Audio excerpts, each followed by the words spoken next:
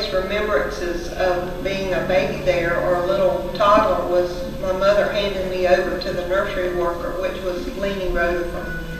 And then when you became old enough to grow out of being in the nursery, you went to church with your parents. You did not have children's church, or you didn't have an extended session.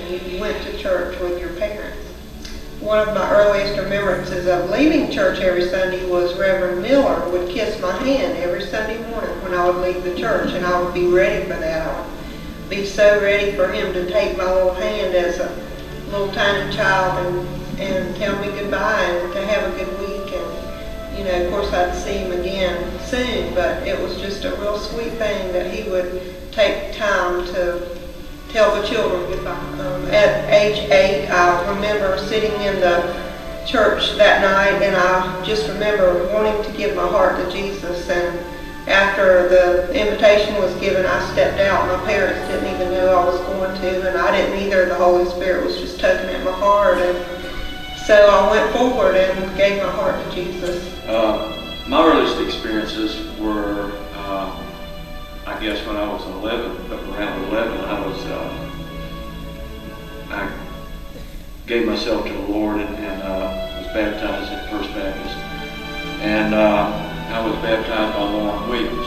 Our family just kind of moved in and became part of the First Baptist Church family. And I think that's an important concept, is that it's always been a family. Well, one Sunday school teacher I remember in particular, because my brother had told me about this boys' class in high school.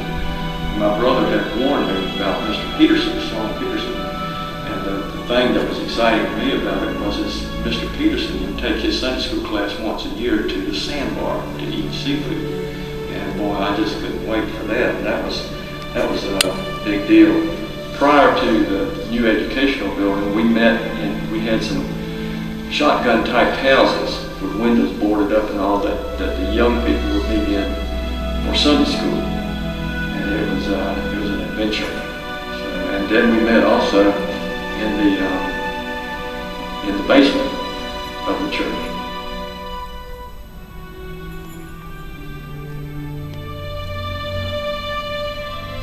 I was a little older than Faye, so I remember seeing her sitting on the back row with her full crinoline.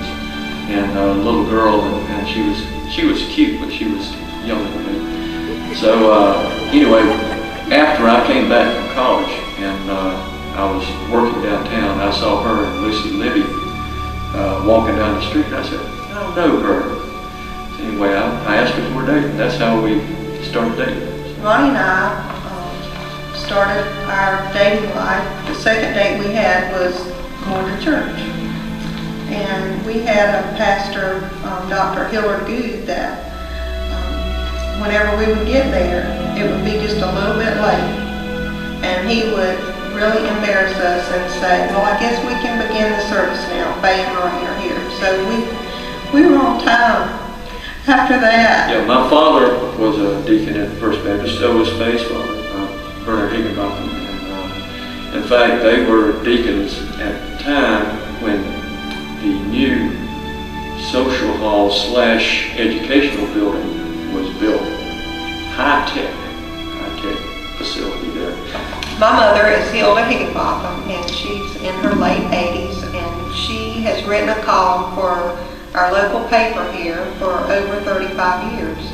And about 10 years ago, she felt a real urging from the Lord to just write about the area churches and about things that people needed to know, information so that they would come to church. If they read something in the paper that was about to happen, or if they read about the events that were happening in the local churches. She still writes her column today, and she's 89 years